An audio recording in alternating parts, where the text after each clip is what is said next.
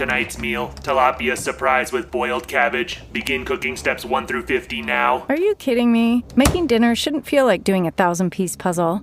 With Blue Apron's new one-pan assemble and bake meals, the hard part's already done. Pre-chopped ingredients, zero stress. Just assemble, bake, and enjoy. No complicated steps, no mountain of dishes. Try Assemble and Bake today. Get 20% off your first 2 orders with code APRON20. Terms and conditions apply. Visit blueapron.com/terms for more.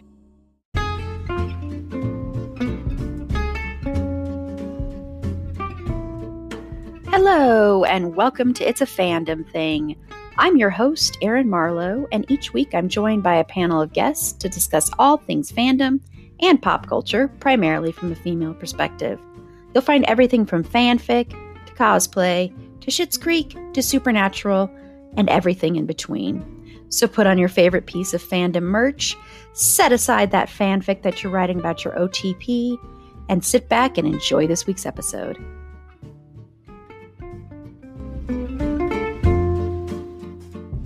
Hello, and welcome to this week's episode of Pop Culture and Fandom News. I'm your host, Erin Marlowe, and on Friday's episode, we will be talking about Debbie Allen.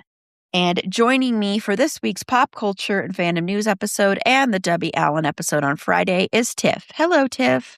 Hi, hey, hello. Sorry if I sound like I'm underwater, having some technical difficulties.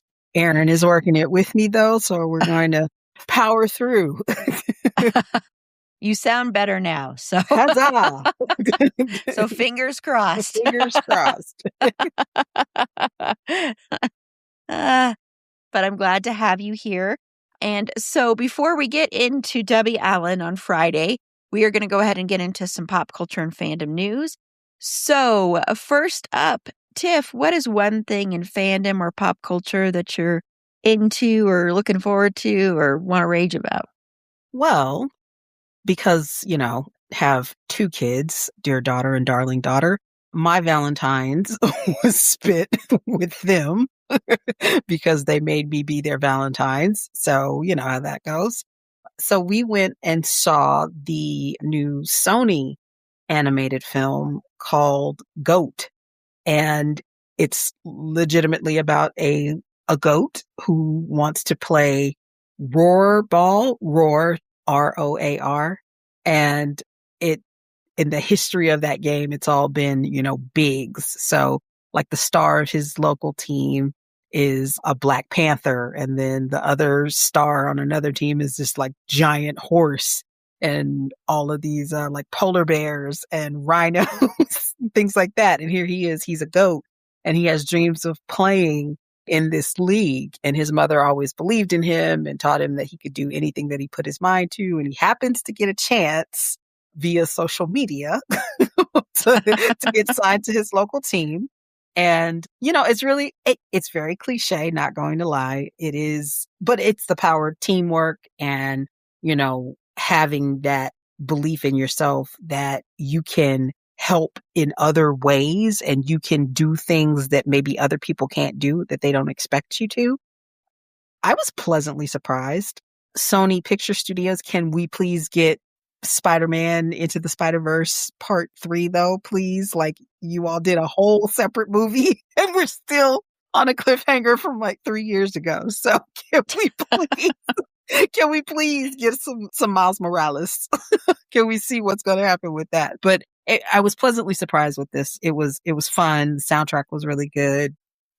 And vocal, voice work wise, Gabrielle Union plays the top player on the local team. Her name in this is Jet Fillmore. Very cool, very flashy. She's a Black Panther, so she's Jet Fillmore.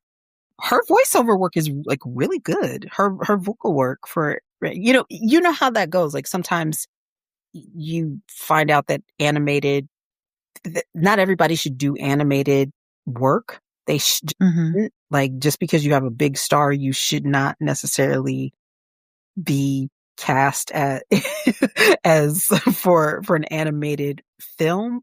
But I thought she did a really good job. Jennifer Lewis was hilarious as a warthog. Like she's the boss hog. She's great. And the voice work for the main character, the goat, is Caleb McLaughlin from Stranger Things. Oh, okay. Yeah, from Stranger Things. Mm-hmm. So, and I thought he was okay.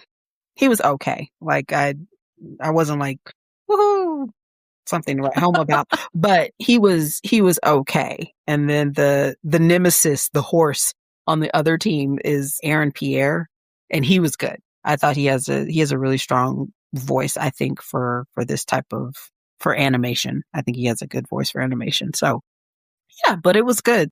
If you have time, maybe go check it out, or just wait till it's on streaming somewhere.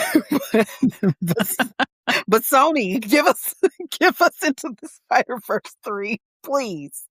Please. Well, awesome. It's probably, I'll be honest, I'm probably never going to see this movie. Probably. But no, I'm glad that it was good though, because I'm sure some of the movies you have to see as a parent are movies you have to see as a parent, and they're not ones you want to necessarily sit through. So, oh no, I did that. Yeah. Oh goodness, I'm remembering one from last summer, and it was just, or maybe 2 summers ago, and it was just, oh man, yeah, it was not great. Not a great time. Well, good. Then I'm glad that this one was not terrible times. Right. That makes a difference, I'm sure. Cool. Well, what I'm into is decidedly different than what Tiff is into. And that is the 3-part documentary on Netflix, Reality Check, Inside America's Next Top Model. Ooh. And this is looking at all the behind the scenes. I think it should have pushed further and delved deeper, but looking at stuff that happened on America's Next Top Model and a lot of the controversial stuff, the awful stuff that happened, the way a lot of the contestants were treated, how horribly they were treated. Some of them trigger warning for talks of eating disorders, sexual assault, racism, misogyny, all of that. A little bit of, I would also say probably a little bit of homophobia. But it was really interesting, and they talked to Tyra Banks, and I want to say she cannot at all take responsibility for anything that she did wrong. It is so wild. She's like, well, it's what everybody asked for, or it was the times, or it was this. She cannot at all admit that she might be part of the problem. And it's so frustrating to watch her, because she comes off as so fake when she's trying to be sincere in certain moments. And she does kind of admit, like, the famous meme of like, we were all rooting for you and all that whole thing, oh, yes. That moment. Yes. Which actually, and they didn't talk about it, but Nigel Barker and Jay Manuel and and the other Jay were talking about how some of the stuff that was said they couldn't repeat because it was absolutely horrible. The stuff that that they cut that Tyra said. But that was a moment she kind of sort of took responsibility for, but not that much. And she really didn't treat the 2 Jays very well, or Nigel Barker when they were fired. And Jay Manuel wanted to leave a lot sooner than that. And he told Tyra Banks ahead of time and everything, and he couldn't get out of his contract, so he had to stay. And she's like, and all she responded was, I'm disappointed. I am disappointed. Like wouldn't even talk to him after that. He said everything was so strange. So it's like, it's really interesting, especially if you ever watched the show. I don't know if you ever watched that show. I'm ashamed to admit that I watched that show for like longer than I should have. I started it. I did not watch the first season. I started at season 2, and I'm pretty sure I watched all the way to like cycle probably 12 or 13. So, yeah. No, I watched it too. So they were talking about how they would say like people were plus size when they weren't even close to plus size. My gosh, and the way they treated Takara, I just wanted to reach through. Even back then, I wanted to reach through the screen and wring everybody's neck. Because I'm like, here she is. She's beautiful. She is, absolutely. Her body was redonkulous. Like, literally redonkulous. I would be crying. I might walk around naked if I had a body like Takara had. Literally, like, you wouldn't be able to tell me to put clothes on. if I had to cut money. So, and they would bring her stuff like, you know her sizes, you know her measurements, you know what they are, and then you bring designers that have, "Oh, we don't have anything that will fit you." It was just a system just to, beat people down. It really was. That's what it was for. Yeah, it was basically everything was tailored around good television, quote unquote, good television and drama. And a lot of the models or the people that were competing talk about how it was basically like you didn't get a career after that. Even if you won, it was all kind of just a false thing. And, the woman on there who won, who was like the first quote unquote plus size model to win and actually won, she's like, I got this contract with a company that didn't even have a division for anyone my size. So it was basically like, okay, there's no point in her winning. And so they talk about that and talk about how there was actually a stigma against anyone who competed in that show in the quote unquote real world outside of the show. So it's interesting, especially if you ever watched that show. I do recommend it. I do wish, though, that they had pushed further and delved a little deeper and maybe like, I don't know, they used a lot of people's TikToks without permission. And I'm always like icky about that, feel a little icky about that. But it's interesting nonetheless. So, and you will, unless for some reason you actually sympathize with Tyra Banks, I would be hard pressed to find anyone that would be like, wow, she comes off really cool. Yeah. So. Well, they have another one coming, another, I guess, expose, like docuseries about the behind the scenes. But this is with Janice and, gosh, what was her name? Lisa, who won like the All-Star cycle. It's with them kind of heading it. So they have apparently there's a completely different vibe according to them for this one. They're like, no, you need to watch ours instead. So we'll see how that goes. Yeah. Janice Dickinson was a huge issue with the whole, she was so awful on that show. She was terrible. Kelly Catrone, just a total B.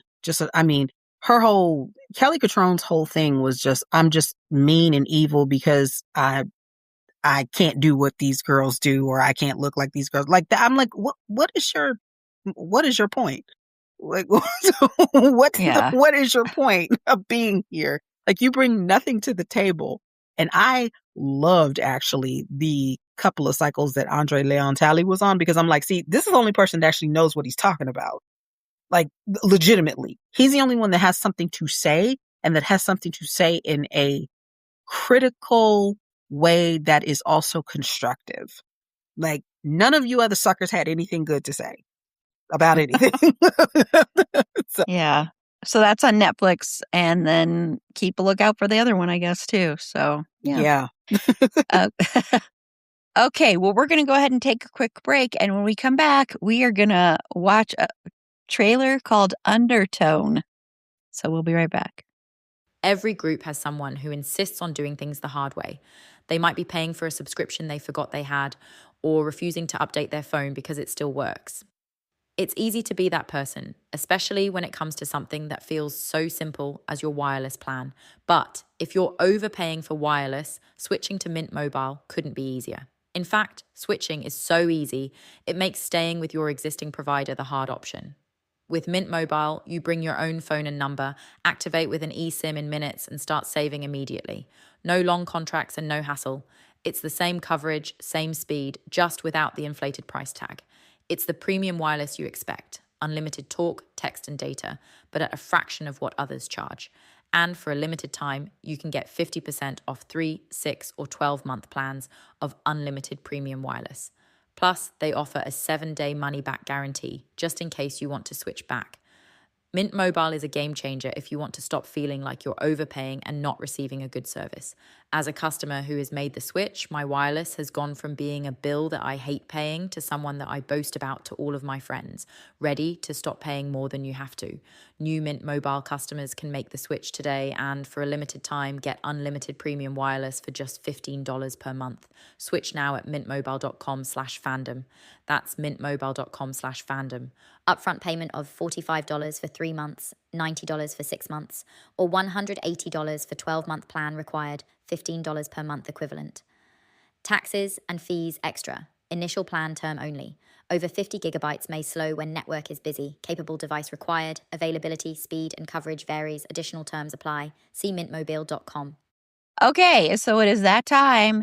Check the show notes. And this is a horror trailer, by the way. It's so everyone out there, trigger for that. If you don't want to watch a horror trailer, you don't have to hit pause and watch it. You can just hear our reactions. Turn your screen off, Meg. Turn your screen off. And this is like a supernatural one. So anyway, so we are going to watch the trailer for Undertone, and then we will be right back. Okay, so we just watched the trailer for Undertone.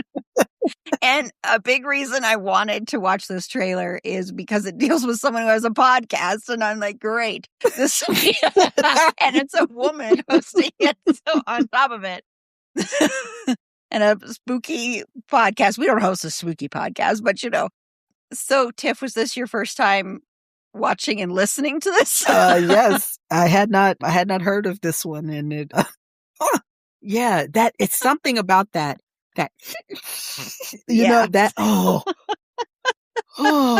it's worse than nails on a chalkboard. It doesn't makes all of the hair on the back of your neck stand up, and very, very disturbing, extremely disturbing. It doesn't show, the trailer doesn't give a whole lot away, which, I like. I know you like that too when, don't tell us how it goes.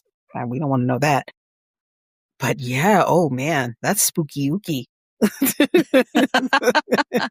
Yeah, I will say I'm really worried this is going to fall into that overhyped category because it's been hyped by film geeks for a little bit, because it was in a couple of film festivals.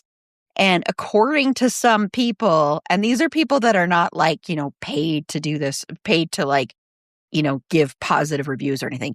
According to them, the last 10 minutes of this movie are some of the most terrifying things they've ever heard or seen. And so I'm excited, but I'm also we have to stop getting on that.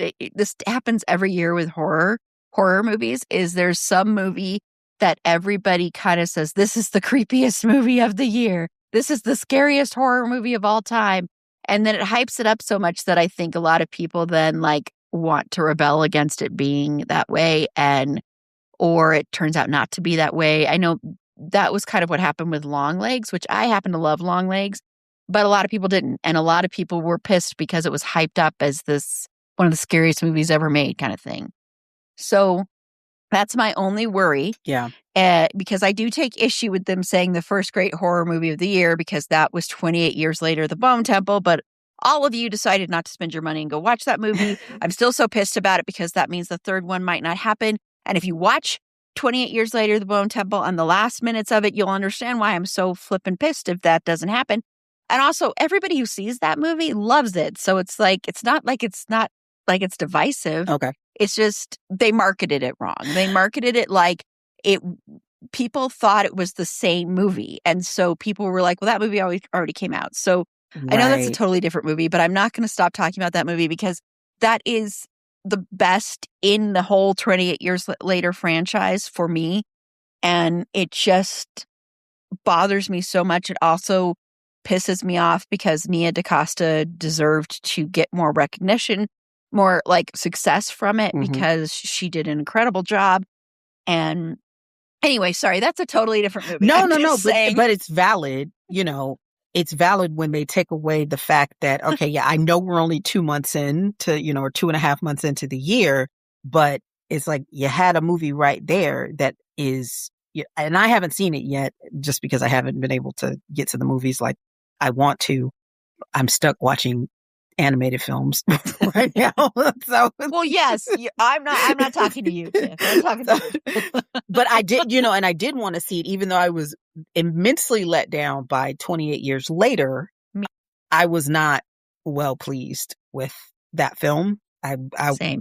I was not, but I was looking forward, but I did like the offshoot to the Bone Temple area in 28 years later, and that's not really it's not really a spoiler, I guess. Maybe, no, it's not really a spoiler. So I was really interested to see that direction. So, and it's bothersome to me about the Nia DaCosta thing too, because yeah, Black woman directing a horror film, please, please, please give her flowers. She didn't get the flowers that she deserved with her reimagining of Candyman, which I thought was very stylistically interesting and extremely well acted and well written. So I need them to bring out the third film. So I know I haven't seen the second one yet, but but I still need them to bring it out. So and trust me, Tiff, when you see the second one, you will know why. You will be in the same boat as me of why you want the third one. But the Bone Temple is such. I know we're not talking about the trailer. We're so not talking about the trailer. It's fine. It's fine. But so please, when it's available to stream, I think you might be able to rent it now. But please try and do that if you're able to, because if it becomes a success that way, and Danny Boyle has said he does not want this to go straight to Netflix because that has been proposed, but he said this needs to be seen on the big screen. So please give some numbers for this, and maybe somehow, I don't know, there would be a re-release in theaters or something, but because it's so good, it's profoundly disturbing. It's extremely gross, very gory, and the Jimmy characters are some of the most disturbing characters I've ever seen in a film. But there's so many interesting things that they're doing in it. And Ralph Fiennes is so flippin' fantastic. And there's a scene in it with an Iron Maiden song that I'm sure I will be surprised if it doesn't stay in my top 5 scenes of the year. It's so good. When I'm able to own it on digital, I will watch that scene over and over again. I'm not even kidding. It's amazing. It just irks me because to take a franchise that's beloved like that and do something so different, she purposely wanted to film it differently and she was given the go ahead, and she had someone who, and this is how it should work. Danny Boyle was very supportive of her just shooting it differently than all the other films have been shot. And so she could have her own voice and her own, style to it. And it just makes me so sad for her and for us that she isn't getting the flowers she deserves, because it is such a good film. If you did not like 28 Years Later, and I was very disappointed in 28 Years Later, but I loved this one so much, and everybody who has seen it loves it. So it's just my plea for that, because if we do not get that third one, I am going to cry. Don't make Erin cry. Don't make her cry. Don't make her cry over 28 Years Later, Bone Temple. Yeah, it's so good. So if you're a horror fan, and if you're a fan of the 28 Years Later franchise in particular, I really urge you to watch it. It's just doing so many interesting, fascinating things. And I don't want to give away this one thing that happens, but it's something that on paper you'd be like, I don't know if I like that, but it works so well. And Ralph Fiennes is just so flippin' fantastic. And I mean, everybody is, but it's so good. It's so good. He was legitimately my favorite part of 28 Years Later. Yeah. He was my favorite part of that, because I hate to say how much of a slog that movie was, but it was a slog to get through. And he brightened it up immensely when he was on screen, completely. It felt like almost a different movie when he was there. So yeah. So I definitely have to watch it. I completely agree. And it's, once again, it's very, very disturbing, though. I do want to make sure people know that it's incredibly disturbing and very hard to watch. There are some scenes that were extremely hard for me to watch, and I watch a lot of horror movies. So be aware of that. There's a lot of stuff with cults and stuff going on in the movie, but but it's so good. Anyway, I'm going to stop talking about that. So, but I do want to see the Undertone movie too. I think this has the potential to be very, it's hard when the fan bros and things start like really hyping things up because you're like, should I or should I not? But I'm very interested in this. I'm very, very interested in this because like it gave me goosebumps. Like I had goosebumps listening to that sound. Oh, yeah, I know. I know. I know. It's creepy. So yeah, Tiff and I will be checking it out, and we'll let you know, or I'm sure you'll hear what we think of the movie. Okay, well, we're going to take another quick break, and when we come back, we are going to talk about GoFundMes when it comes to celebrities. And yes, we are going to be talking about the GoFundMe for James Van Der Beek, for the late James Van Der Beek. So we'll be right back. Okay, so I am sure, judging by our demographics, and I know a lot of us that are on this podcast, we used to watch Dawson's Creek. We did a Dawson's Creek episode years ago. And I'm sure you all know that James Van Der Beek sadly passed away from colorectal cancer.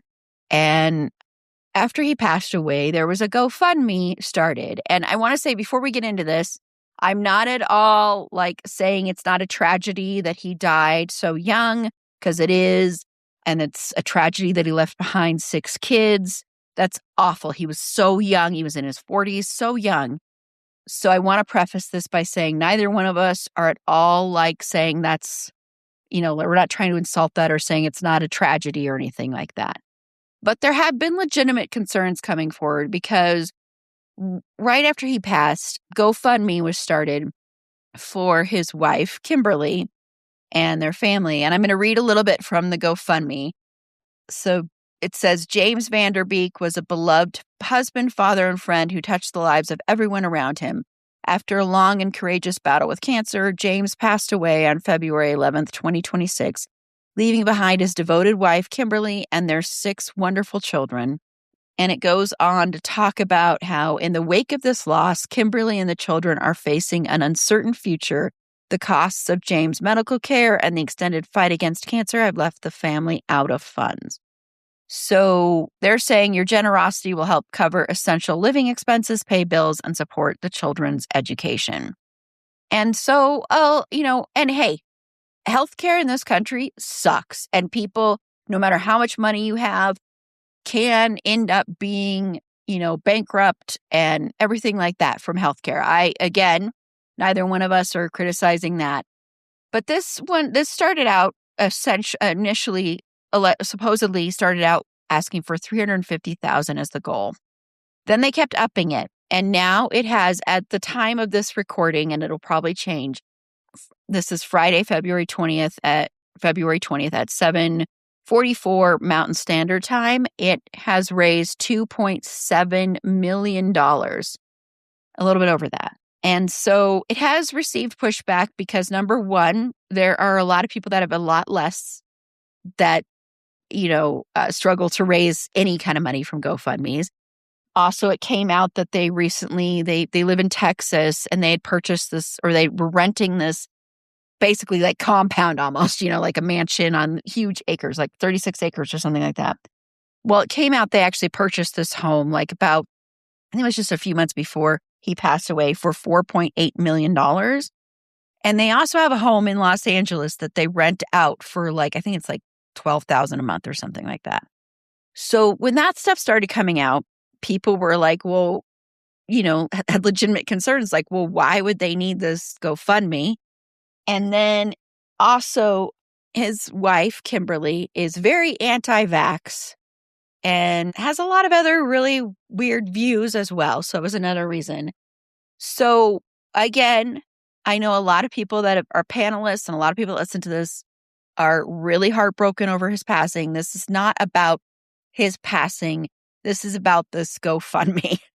So, Tiff, what are your thoughts on this? And also, I'm going to put a great video in the show notes from D'Angelo Wallace talking about this whole thing. He breaks it down beautifully. And so I highly recommend that. So I'm going to put that in the in the show notes. Yes. Shout out to D'Angelo Wallace, because that was a fantastic step by step of how this GoFundMe was presented and what their actual financial situation is at this point in time.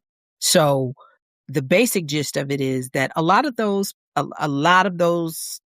people, a lot of the, the stars from the WB back in the day, they were in bad contracts. They were young when they signed them. They didn't get the residuals that they should have, because streaming is like, nah, we're not paying you. like no, because nobody could conceive it. Look, if you're signing something and you're acting in the year 2000, the year 01 or something like that, you're not thinking 25 years down the line that this library of stuff that I did is going to be available for people just at the touch of a button. You're still thinking, okay, they're going to have to go to Blockbuster or Hollywood Video to rent it, or they're going to have to go to Best Buy or Warehouse and buy it on VHS or Blu-ray or DVD, right? No. Well, streaming took care of that. So that's that on that. So they're not getting paid for that. But let's keep it a buck. He was not destitute. They were not destitute. Nobody gets $12,000 a month. Now that I think that they underreported whatever house they own here still in LA, because they said it was in Beverly Hills. I can guarantee you right now that there's no home in Beverly Hills that is renting for $12,000 a month. Absolutely not. It could be a 3-bedroom, 2-bathroom house. It is not renting for $12,000. It's going to rent for at least probably $22,000 a month. Jesus. Oh my God. And I say that because my mother is a realtor in Los Angeles. So I know. Okay. So the very idea that these people were destitute is laughable. Once again, not about James Van Der Beek actually passing. This is about how his wife, who is horrifically anti-vax and also horrifically anti-education, basically, oh my God, her kids don't know how to read, people. Her kids don't know how to read. Those poor children, if anybody feels bad for anybody, feel bad for those 6 kids, because literally it sounds like those kids don't know how to read. And they got older kids. She's talking about, oh, my 7-year-old wants to just draw all day. She doesn't want to read because she doesn't want to. No, she doesn't want to read because she can't. Because you don't believe in preschool. Because you don't believe in teaching. She wants to homeschool. This woman is cuckoo. The widow, she's cuckoo for Cocoa Puffs. Straight up. She's cuckoo for Cocoa Puffs. I am offended on the people that did give. I'm offended on your behalf if you gave to this GoFundMe, because D'Angelo Wallace, went through, he scrolled through. So, when he was doing his live breakdown of it, you could see people dropping $5, $25, $20 and everything. These people are giving my coffee money and stuff like that. These were not donations of $50 grand, $100 grand from one of their Hollywood friends, from one of their, their industry people. But then there's a backtrack about, okay, he bought this property, they bought this compound in Texas. I don't know if people realize how many acres 36 acres is. That's insane. That is an insane property. You could build so many houses on. That's if you are trying to raise cattle or horses, something like that. If you're actually what do you need that much land for if you're not doing something like that? You don't need it. So that is red flag number 18 for this family, for me. And the fact that $350,000, that actually, okay, that sounds like that's a lot. That's a lot of money, right? That's a lot of money. But in terms of somebody that was going through medical care and advanced stage colorectal cancer and things like that, that actually makes a lot of sense to me. But the fact that they kept pushing it back, no. You just told us, Kimberly Van Der Beek, widow Van Der Beek, that you don't believe in education, essentially. You don't believe in education. So what education? What is this for your children's education? What are you talking about, Kimberly? What are you talking about? And if everything was so dire, if the funds were absolutely positively just not there, put the house on the market in Beverly Hills. Put that house on the market. I mean, yes, you're drawing an income from it. Obviously, if it's for rent, if they have a tenant in there, they're drawing an income for it. But if it's that dire, you put the house on the market and you wash your hands of it. So you don't have to worry about it. So you get that, so you can be a little bit more liquid in the time being. Even if it's not right away, you can still be liquid for right now. And him buying that property, apparently they bought this property, that compound in Texas, a month before he passed. Yeah. What? What? So either you didn't think he was actually going to die, or he made some really, really, really poor financial decisions in the end stages of his life. That I don't know anybody who would buy that. You know, I'm on my deathbed essentially, and I'm going to go out and buy this giant property in which my family has no way to maintain it. No way to it's a whole, I'm bothered by it. I'm bothered by her, to be honest. I am. I'm bothered by her. I'm bothered by the fact that her children don't know how to read. At least some of them don't. And people think that that's okay. Like, no, it's not okay. It's not okay for her to be violently anti-vax. We're talking about, this is somebody who actually like listens to what that freakazoid RFK Jr.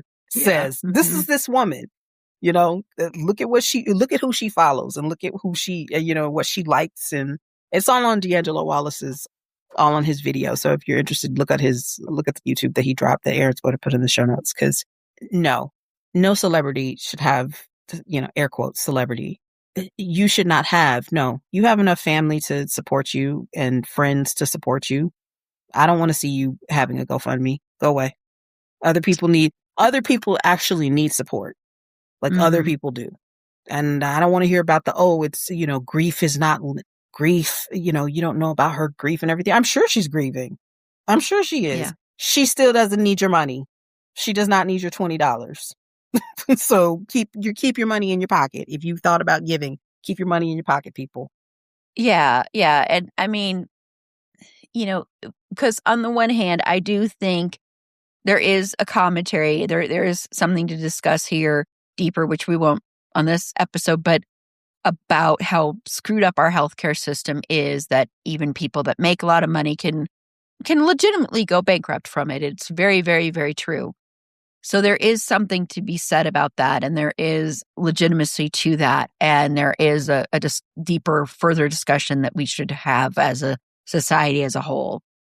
But when you preface something like this in a way where it sounds like if you don't donate to this GoFundMe, they're not going to have a home, that to me comes off as allegedly and I'm using allegedly just because I want to just cover our basis, but comes off as allegedly like you're lying to people and you're just using people and taking advantage of them.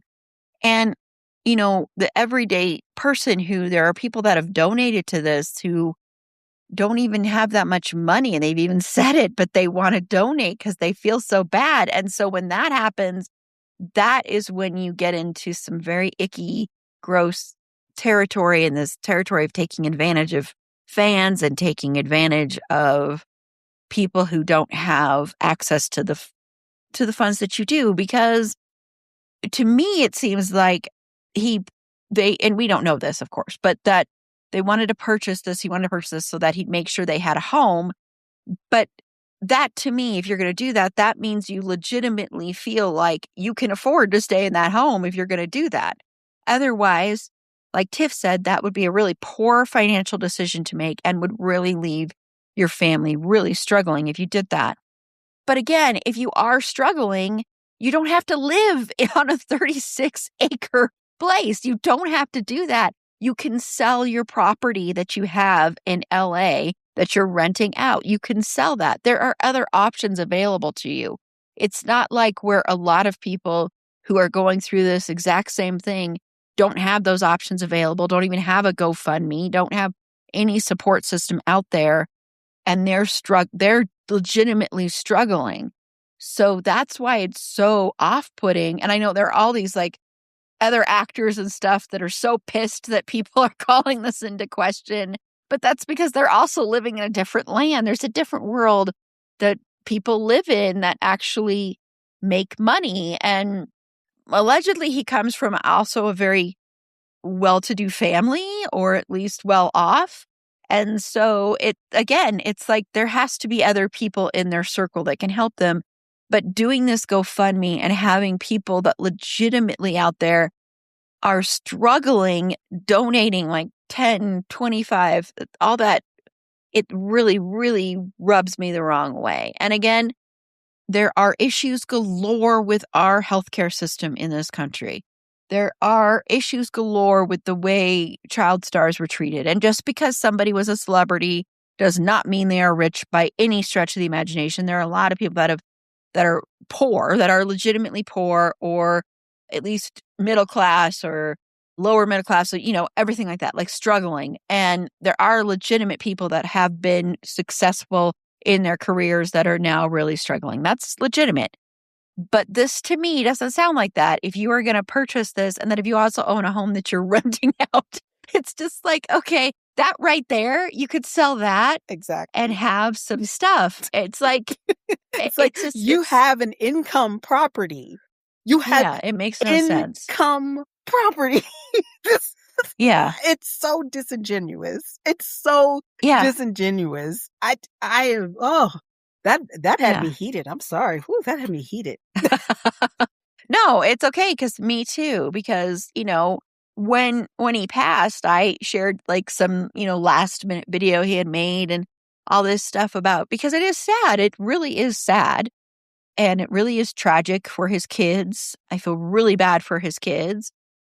But yeah, that whole thing with his wife and with the anti-vax thing and the MAHA, Make America Healthy Again crap, that whole crowd and all of that, that is, that's why we have all these measles outbreaks now. It's so dangerous. So that makes me really side-eye her and the whole educational thing and everything. So yeah, this is, please, if out there, if you want to donate to somebody, don't donate here. Donate to people that legitimately really need it.